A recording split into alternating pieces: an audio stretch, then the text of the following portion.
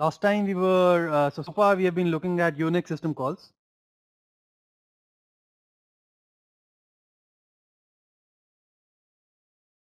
And in particular, we said that, we were looking at the file descriptors, and we said that every process has a set of file descriptors. Each process has an associated file descriptor table. The first three file descriptors are special. They are called standard input, standard output, and standard error. Most of the programs that we see have their semantics or meanings defined on these file descriptors. For example, the meaning of the program ls is that it will print the output on the standard output, right? And wherever standard output is, that's where they'll go. If standard output is on the console, then ls is printing on the console. If a standard output is to a file, then ls is printing to a file, and so on, right? We also saw that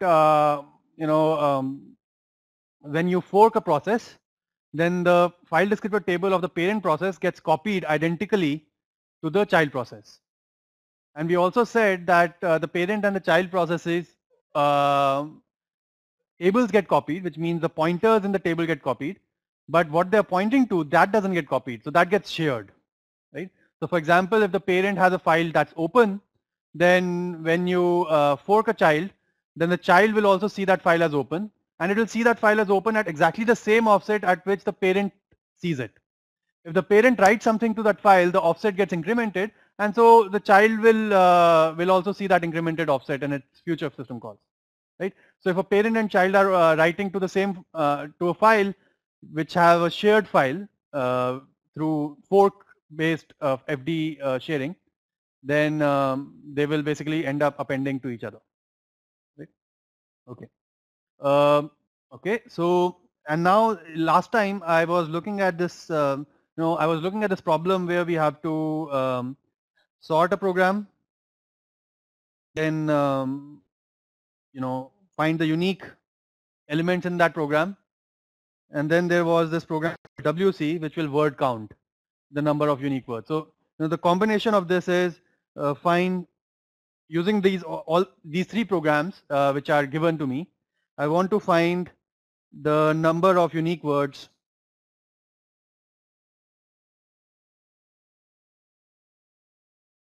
in a file, right? Let's say in file.txt. Let's say this is a large file, right? And we were saying that look, file.txt, one way to do that is to say sort and connect its standard input to file.txt, right? So that's going to connect the file descriptor number 0 of sort program to this file called file.txt. And sort is write the sorted output of file.txt to its standard output. I may want to redirect the standard output also to some other file. Let's say I create a temporary file called temp1. Right? Then we said, okay, unique program takes input from its standard input, but it assumes that the input is sorted already, and then it removes all duplicate entries in the sorted input, right? So let's say unique basically takes temp1. It assumes that temp1 is already sorted, right? And outputs a file which is which has all the duplicate entries removed into temp2, right? And then we said, okay, I'm going to say WC word count, and word count will count the number of words in it that are given to it in its standard input, and so I redirect temp2 to word count standard input, and that's my answer, right? Whatever answer comes here, that's what I was looking for. So let's run an example. For example, if file.txt was hello OS class. Let's say this was file.txt, 3 words.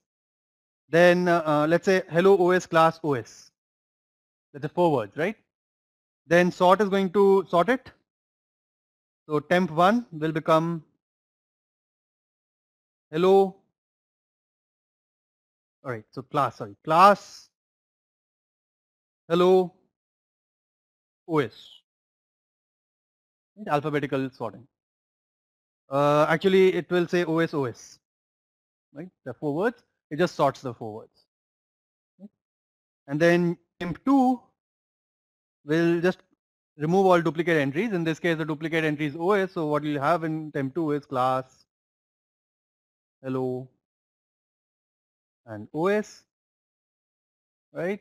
And then when you say WC on this, you're going to get the answer 3. There are 3 unique words in this file called file.txt. Right? So small example, but you could use for much larger files. Okay, but the problem with this is, as I said last time, that it's not very efficient to basically create these temporary files, right? If my file was really large, I would have had to create these temporary files, temp1 and temp2, and for that I need that much extra space, number one. And not just that, the time to write these files is actually also very large, right? So you can imagine your disk is a very slow device, so writing to the disk is not going to be very fast. So it will be better if I don't have to do this, right? And we said, okay, we're going to say, let's say this is the sort program. I'm going to draw it in a diagrammatic fashion. And using the less than operator, I connected file.txt to its standard input. Right? By 0, I mean file descriptor number 0. But in the previous example, I connected file descriptor number 1, this is 1, to temp1. But what I wanted really, a better way could have been that I connect file descriptor number 1 of sort to file descriptor number 0 of unique, right? And then file descriptor number 1 of unique to file descriptor number 0 of WC, and then file descriptor number 1 of WC doesn't need to be connected anywhere. Whatever was the original file descriptor of 1, that would be fine, right?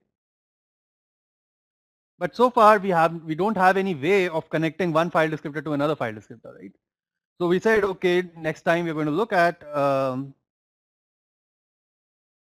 construct called a pipe, right? And what the pipe is going to do is it's going to allow you to say that this, connect one file descriptor here and another file descriptor here. Right? That's what it's going to do. Okay?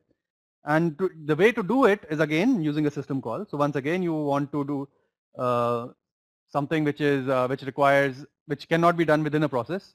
Sort is one process, unique is another process, and you want to create a pipe between the two processes. So you have to ask the operating system to do this, right? And the way to ask the operating system is the system call. Okay, I'm going to see how pipe works, but before I do that, notice that this is another way of inter-process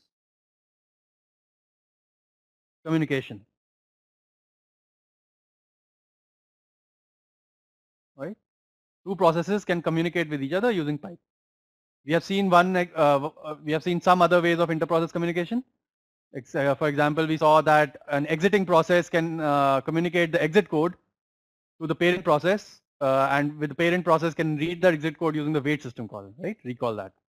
Another way of doing inter-process communication is, let's say I open a file and then I fork a process, then both child and parent are sharing the same file.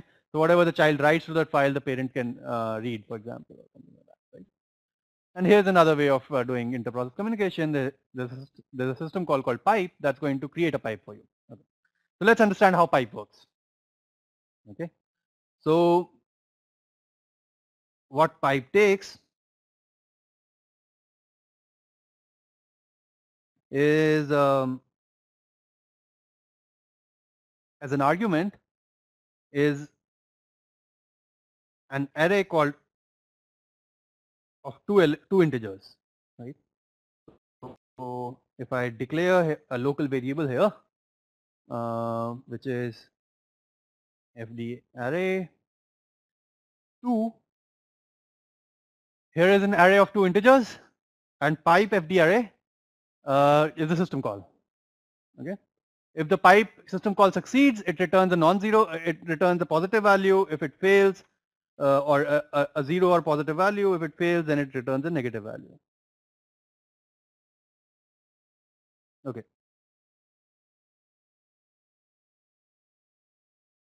Okay. So let's look at this again. I declared a variable array, FD array of 2 elements, right?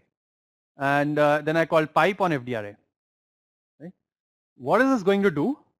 This system call is going to, let's say this was the FD table of the current process. Let's say this was my FD table. When you make the system call, it's going to find 2 empty slots here, right? Let's say it found a slot 10 and let's say 12. It found file descriptors 10 and 12 to be vacant. Those are the first 2 file descriptors that are vacant. And what's going to do is it's going to create a pipe such that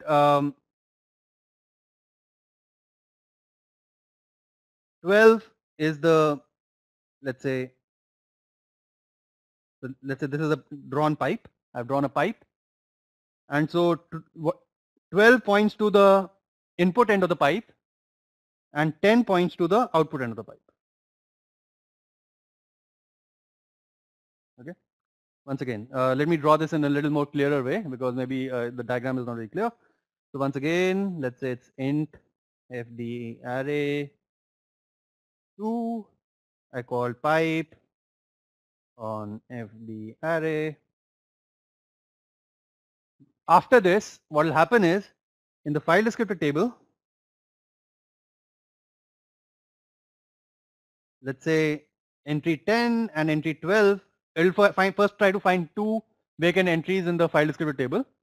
And once it has found those 2 vacant entries, it's going to create a pipe,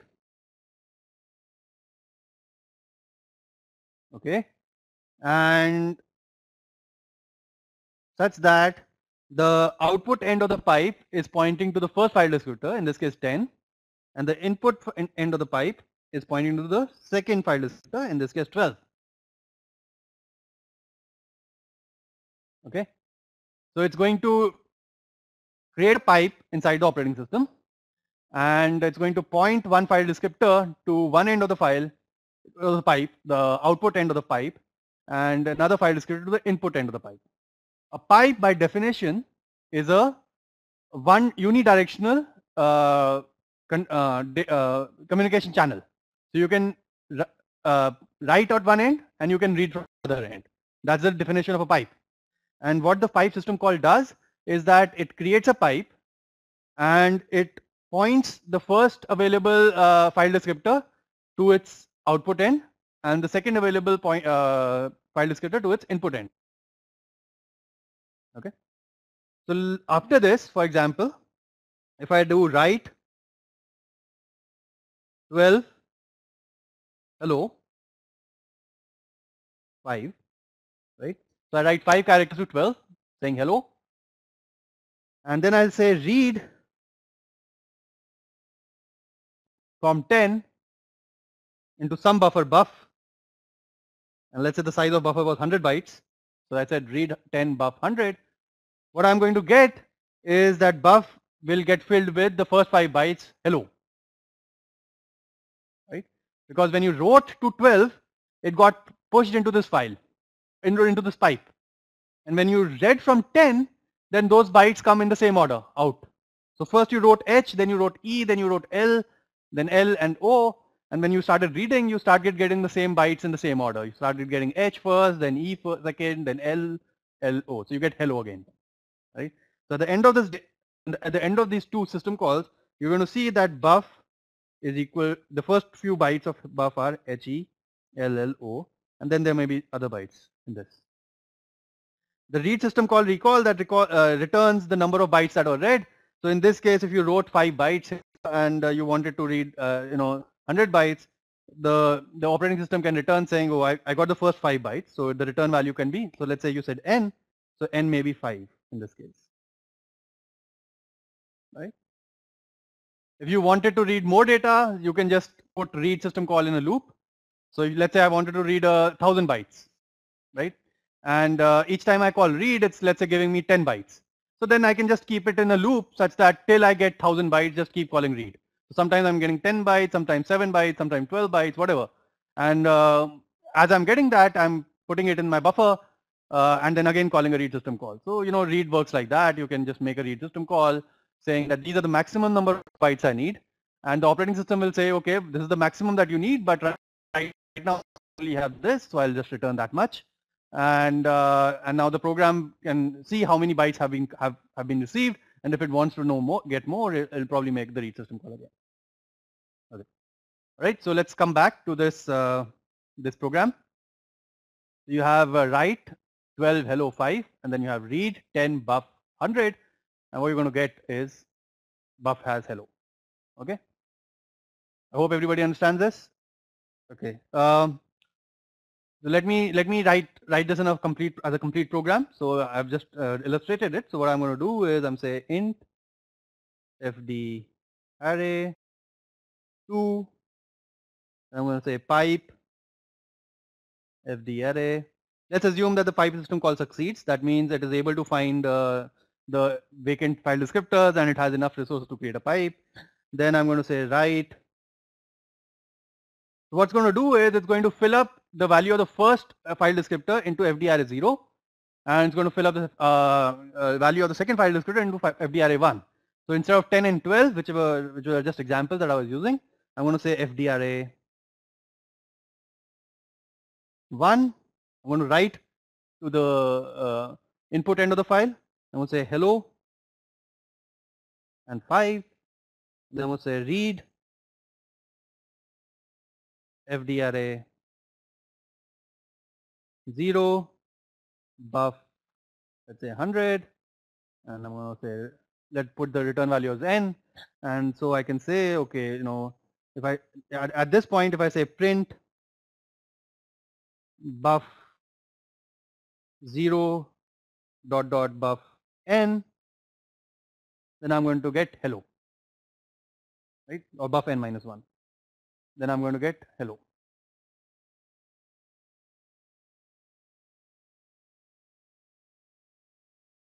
Okay. Okay. So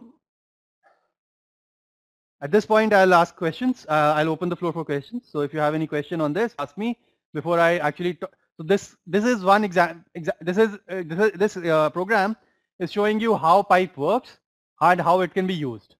I'm going to show you but this example is not very useful, right? I just created a pipe, and then within the same program, I write to the pipe and then I read from the pipe. It's not really very useful to this because I'm working within the same program. What I wanted to do was create a pipe and allow different processes to be able to read and write. Right? So one process can call write, another can call read. And I'm going to discuss that example very soon. But before that, if you have any questions on this, please ask me.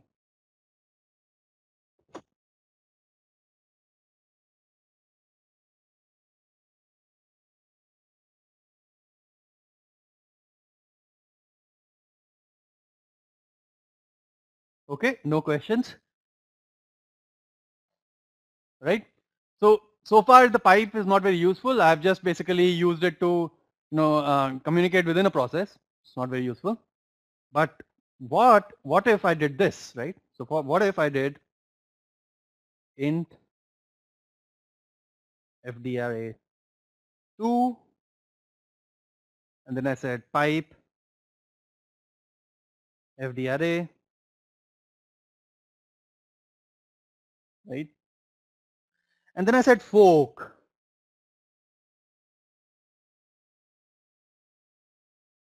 What will happen? There will be two processes, the child and the parent, and both of them will be pointing to pipe, isn't it? So what will happen is this is parent and this is child, right? And let's say parent had an FD table, and it had, let's say, entries 10 and 12, just like our previous example, which were connected to the pipe, right? And now when you call fork, the child will also have the same entries 10 and 12, which will be connected to the pipe, right? Same pipe.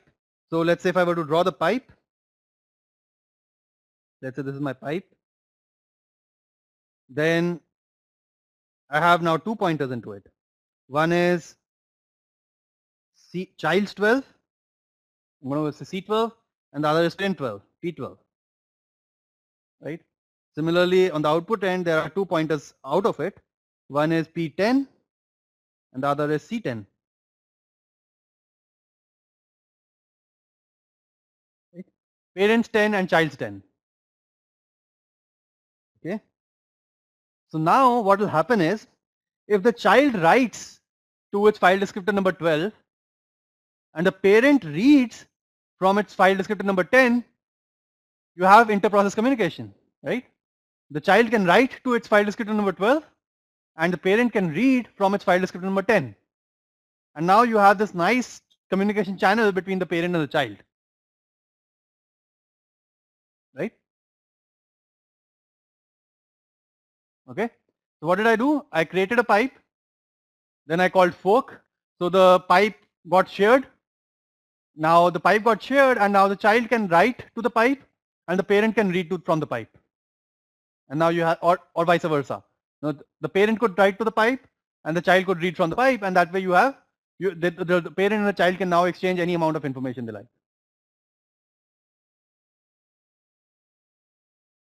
Okay.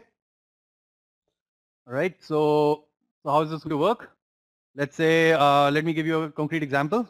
So once again, let's look at this figure. So what I'm going to do is, I'm going to say, I'm going to do fork, and I'm going to say parent is going to write hello, and the child is going to read from the pipe, and the child is going to receive hello. Okay, so the parent can say hello to child. Let's see how the parent can say hello to its newborn child. It's going to say, okay, int fd array 2, right? And I say pipe fd array. All right. Then I say PID is equal to fork.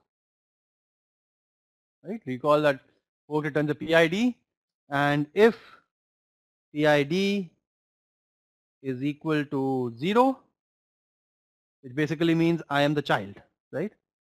Just make a comment that I am the child, right? Then what do? Let's say read from fd array 0 into some buffer buff, and let's say the buffer has 100 bytes of buffer. I'm going to get the return value in n. Okay? And then let's say I just print buff comma n, printing first a few bytes of buff, first n bytes of buff, right? And if I am the parent, else if PID is greater than 0, which means I'm the parent, right? I just say write to fd array 1 hello 5.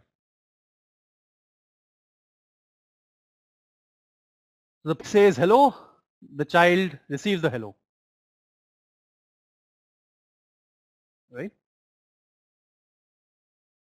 Notice that the fd array 1 and fd array 0 will have same values in both the parent and the child, because recall that 4 copies the entire address space. So whatever was the variable value of the variable in parent, that's the same value of the variable is carried over in the child. So fd array, the value of the fd array will be the same both in parent and the child.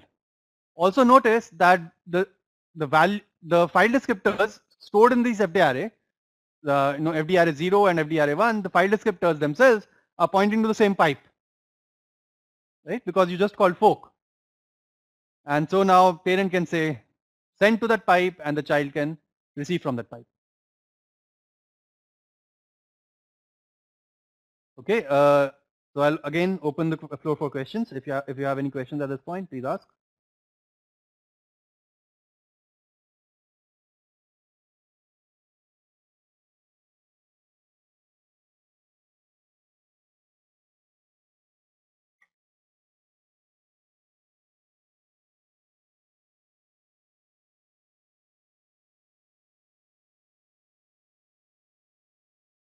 Okay, if there are no questions, I have a question for you.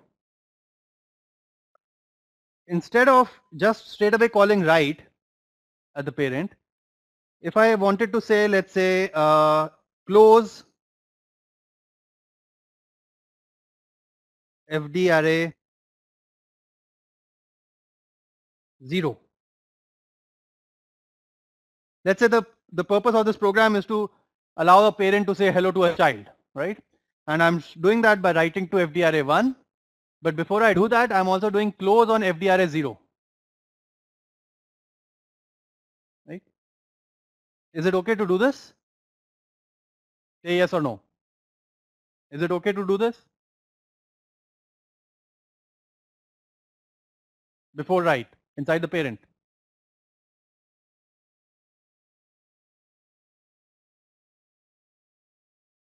Okay, so somebody has to answer. So please please raise your hand and say yes or no. So, using the interface. So say that, please raise your hand using the interface and say whether it is okay to close FD array 0 before doing write here.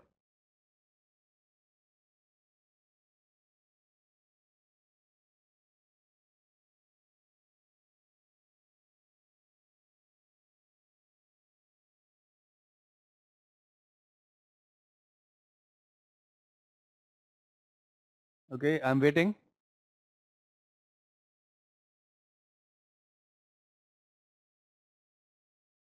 Okay, VCE. Thank you. Hello? Hello? Yes, yes, please. Yes. Yes, we can close the FDR of 0. Okay, we It can. Why? says that, yes.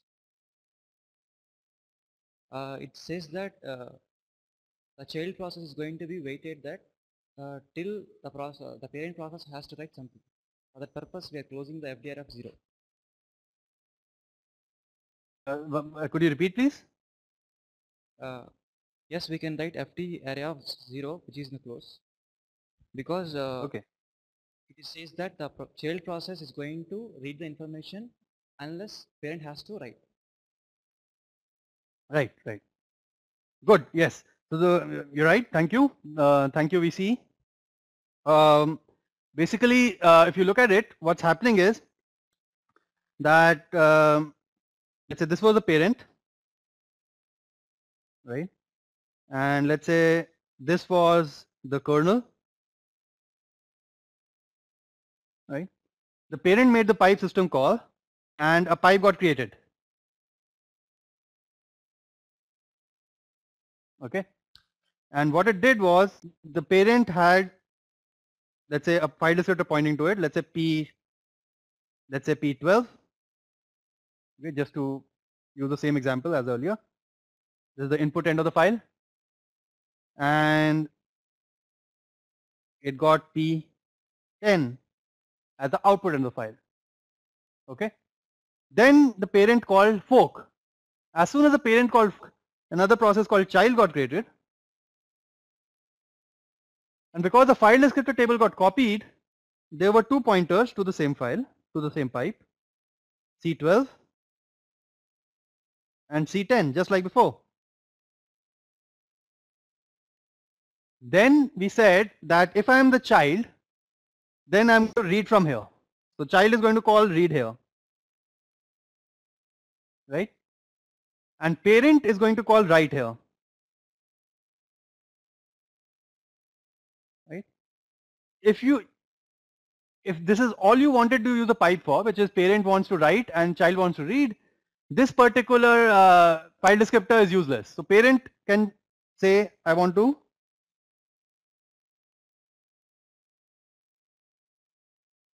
remove this file descriptor, and the way to remove this file descriptor is to basically say close. Right? Similarly, the child could have called close on this. Once that is done, then you basically have a one-way communication channel between parent at file descriptor 12 and child at file descriptor 10. Right? So in our previous code, you could say close FD array 0 in the parent, and inside the child, in fact, you could have said before calling read, you could have said close FD array what? 1. Okay. This is 0, that's 1.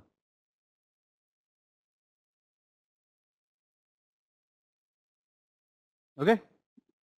So at this point, once you do that, then you have basically have a pipe which has the parent writing and the child reading, unidirectional flow. Whatever the parent writes, the child can read. Okay. Now let's say, I mean, but that doesn't solve our purpose, right? What I wanted to do was I wanted to connect sort, and sort's standard output should be connected to unique standard input, right? This is what I wanted actually, right? I didn't want anything else. I basically wanted to connect, I didn't want to connect 12 and 10. I wanted to connect 1 and 0, right?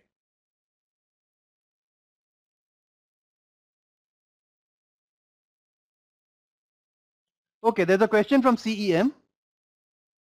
When pipe creates FDs, is it possible FDs as 10 and 12, or should they be in sequence like 10, 11? Okay, so question is, yeah, please focus on the, so the question is, let's say this is the FD table, and I said that the pipe got 10 and 12. Is that possible? And instead of saying 10 and 11 sequence, well, no, this is possible. Why? It's possible that 11 was already pointing somewhere, right? So let's say 11 was already being used, and 10 and 12 were not unused, so 10 and 12 get, so whatever the first two that are available that are unused, those get used for the pipe. There's a question from VP COE. Hello. Yes, please ask a question. Sir, what will happen if the child process executes before the parent process? Okay, what will happen if the child process executes before the parent process? Thank you, very good question. The read system call can either return saying, nothing was read, so it can return saying 0, in which case the child may want to read again, or by default the read system call just blocks. Right? So if you have said that I want to read something, the operating system will just block the which means the child will not ever return from the read system call till there is some data in the pipe. Right? So till there is even 1 byte in the pipe, the read system call just blocks. Right? It doesn't return. So the child will just keep waiting till somebody calls write, in which case the read will return with the data.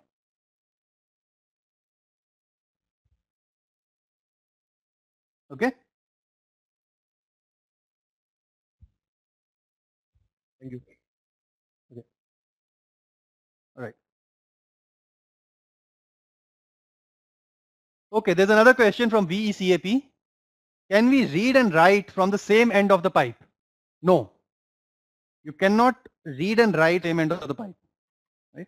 So let's say this is your pipe. The question is, can I read from here and then can I write to here? No. One of the end is the right end and the other end is the read end. If you call read on this end, it will return an error, right? It will return a negative value saying no, not possible, right? So the read system call will fail. So one of these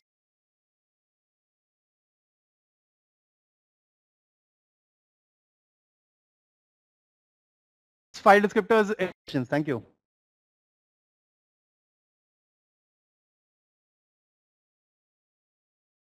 how can we identify that particular FD number is in use or free? Well, I mean, you don't need to identify. You basically just call the call and the operating system is going to give you some file descriptor. Right?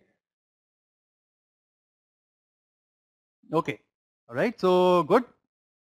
So now let's look at how I'm going to do what I wanted. I wanted to connect the standard output of one sort to the standard input of unique,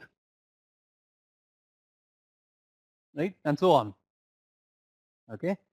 So what I could do is I could say, okay, one way to do this is the following. Let's say the unique was spawned as a child of sort. What I do is that I'm going to say, I'm going to first create a pipe. So I'm going to create a pipe, right? Let's say I create a pipe and let's say this is sorts output end. Let's say this is sorts 12. Okay, just to use our old example. And let's say this is uniques 10. Right? Now how to create something like this? Sorts 12 is pointing to uniques 10, right? In other words, I have created a diagram. So let's say this is sort. Then the 12th file descriptor here is connected to the 10th file descriptor in unique. Okay. There is a small thing here because in the previous example I said that one of the processes was a child of the other process, right? It's possible that sort and unique are not, do not share a parent-child relationship. In fact, recall that we used the shell, right? So there was a shell process,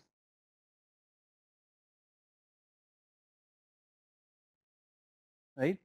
And the shell spawned another process called sort, and it's also spawned another process called unique.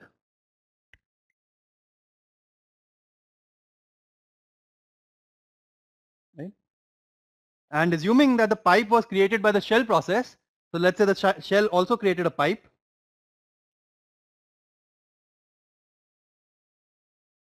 Right? And then it will just ensure that sorts 12 is pointing to uniques 10.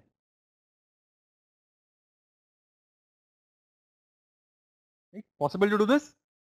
The shell first creates a pipe, then it calls fork, right? And then exec sort on it in that process. Then it calls fork again, and then calls exec unique, right? And but the only problem is that what you have connected is 10, 12 and 10. What you wanted to connect was 1 and 0, right? If you had connected 1 and 0, then whatever sort will write to its standard out, unique will read from its standard input. So how do you do this? Okay. Well, simple. You can say, after your fork, let's say you already have 12 pointing somewhere. So what you're going to do is, let's say you had, pipe FD array, right? At this point, FD array 0 has value 10 and FD array 1 has value 12. Then you said PID is equal to fork, right? Then you said if PID is equal to 0, which means I'm the child,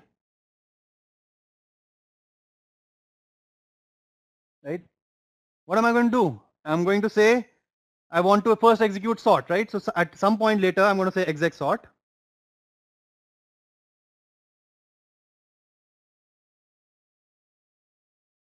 Okay. But before I do that, I'm going to say, okay, let's see. I want to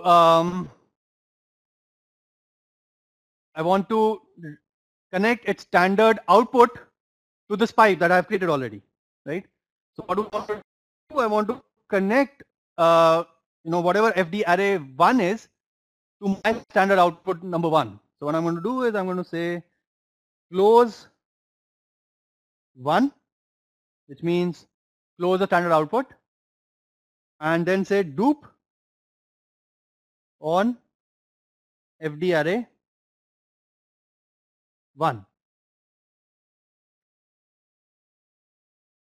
Okay. So what is this going to do? It's going to say that whatever was the value in 12, fill that in, whatever is the value in file descriptor number FD array 1, which we are assuming it's 12. So whatever is 12 is in 12, then that goes to 1. Okay. So let's say, this was my process, sort, and its entry number 12 was pointing to this pipe, right? So when I say close 1, and let's say 1 was pointing somewhere else, this is 1. When I say close 1,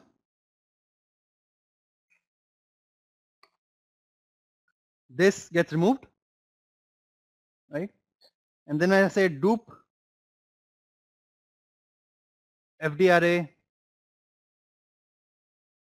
1, and we are saying that let's say FD array 1's value was 12, then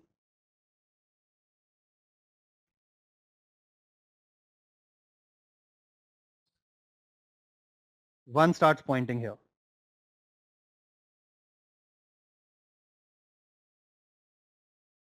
right? Okay. Similarly, I'll create a new process called unique,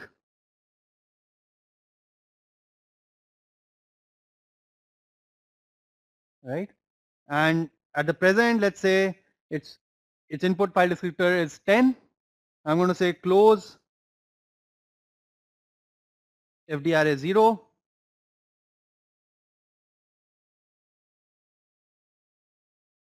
That's going to close this, and then I'm going to say, oh sorry, let me draw again. So let's say this is unique, and it had this at 10 coming in from a pipe, right? Now, and it has 0 coming in from somewhere. So what I'm going to do is I'm going to say close 0. That's going to wipe this out, and then I'm going to say dupe FD array 0, right?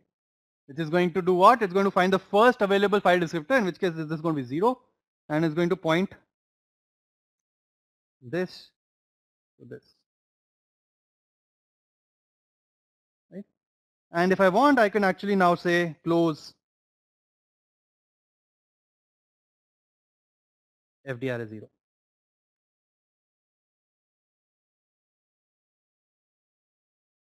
Right? In which case this will go away. Right? Similarly, in the previous case, I could have said here after doing dupe, I could have said close FD array 1. I've already done, right? I made a duplicate copy of it inside that, so I can completely get rid of this. Right? And at the end of the day, the picture that you will have is basically that you have a sort connected on file descriptor number 1, and here it's 0, and you have unique. Okay. So let's look at the complete code for completeness. Let's say I said int FD array 2 pipe FD array fork paid is equal to fork, right? If paid is equal to 0, then I'm going to do close 1 dupe FD array 1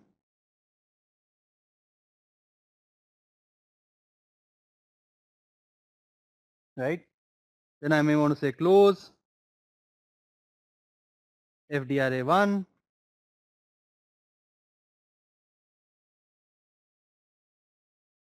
right? And then also I may want to close fdarray0. Why do I care about it? Right? I'm the child, right? So I'm the child, and the child only writes, it never reads. So I just say close fdarray0 also. Why to waste resources? Just close that file descriptor, right? And then say exec sort,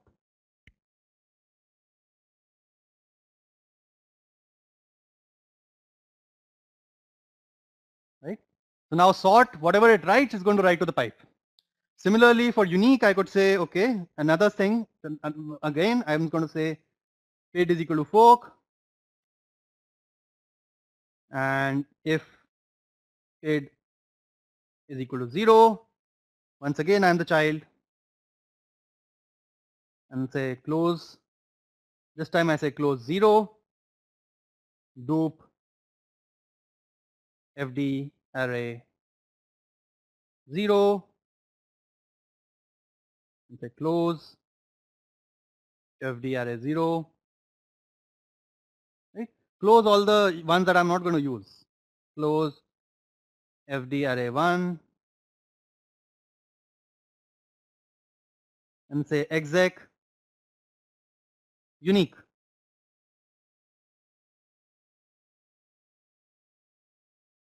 Right?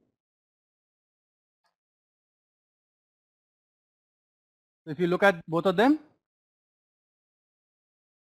in one case you closed the standard output and duped the output end of the file. In the other case, you close the standard input and duped the input end of the file. And at the end of the day, you have this picture that you wanted.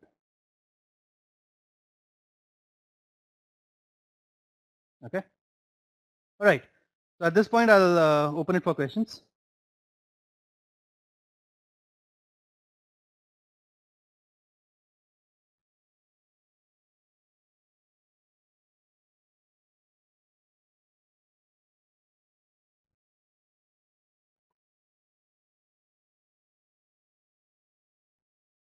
Okay, there's a question that so there's a question for doing something like this. I've said on the shell, if I have a shell, I've said sort and use a pipe character. So let's say sort less than file.text, and then the shell actually allows you to specify a pipe character. So this is your pipe character, right? I think it's on the it's if you press shift and 7, then you get this pipe character, and then you say unique. It's going to have the same effect as that, right? So this is shell syntax.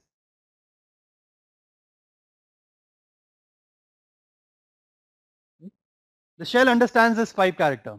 Internally, the shell understands that this is one command, and they need to be connected using the pipe in this way, right? So the shell basically reads this command and then creates a pipe exactly like how we have discussed so far.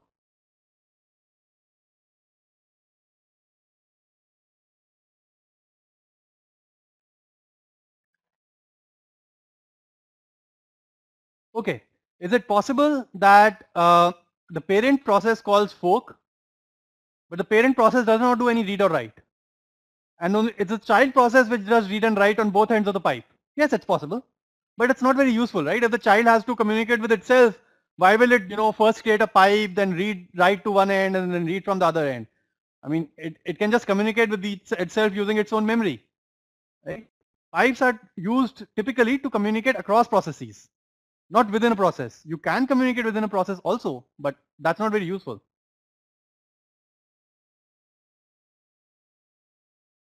Okay, there's a question from BSARU. How can pipes be used for multi-process communication? Just like how I showed you, right? You just create a pipe, you fork, and now the processes which were sharing these pipes can communicate with each other.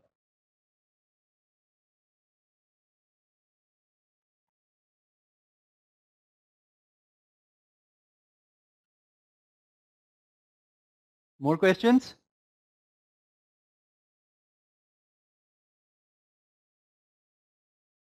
Okay, next time I'm going to discuss another Unix abstraction called signals.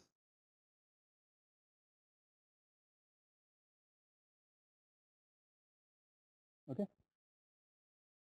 So I would encourage you to read about them before we talk about it in class, number one. Number two, I would like to point out that although these things may seem slightly simple right now, that you create a pipe, then you have a file descriptor table that gets shared on fork, and then you can do all these things. But these things actually take a long time to basically get discovered, right? So there was always this question, how should you design an operating system? And when you're asking this question, how you should design an operating system, one of the key questions you want to ask is, what is the set of system calls that I will support, right? And notice that pipe is one system call, right? And so Unix was this one of the nice operating systems that had all these things like pipe. It had a pipe, it had the file descriptor table, it had open, read, write, close system calls, and these actually turned out to be very useful. And we are using them after 40, 45 years, or even 50 years, right? So it shows that these ideas were really very, very useful at that time. There were many other ideas that didn't make it, that didn't survive for that longer time, and they got killed. But these ideas that I'm discussing in this class so far are ideas that have survived these 40, 50 years. Okay. And the reason they have survived is because this kind of abstraction allows you to separate the program logic from the program's environment. And all usual things like accessing devices, accessing files, accessing inter-process communication, they all get abstracted by this nice notion of file descriptor table, right? It's a layer of indirection, this file descriptor table, that allows you to do all these things. You can point the file descriptor table to devices, you can point the file descriptor table to files, you can point the file descriptor table to data structures that do inter-process communication like pipes. Right? And this allows the program's logic to be completely unaware of what environment you're working in. So you can use the same program ls to basically write to a pipe, and another program to read from the pipe, right? And the same program can be used to write to a console, and the same program can be used to write to a pipe, right? So it allows programs to be treated as tools, all right? So these Unix abstractions allow programs to be treated as tools, right? And these tools can be joined together using this file descriptor table. So I have, let's say, I have a hammer, right? And I can, join it to a nail, and so on. And I mean, just making things up, but you can connect these things together. So the connections are possible, and these connections are made using this notion of file descriptor table and open, read, write, close, and read and pipe and loop system calls. Okay. All right. Any more? Have there been any more questions? Yeah, we've done this. Okay. No, if there are no more questions, good. Let's meet on Wednesday.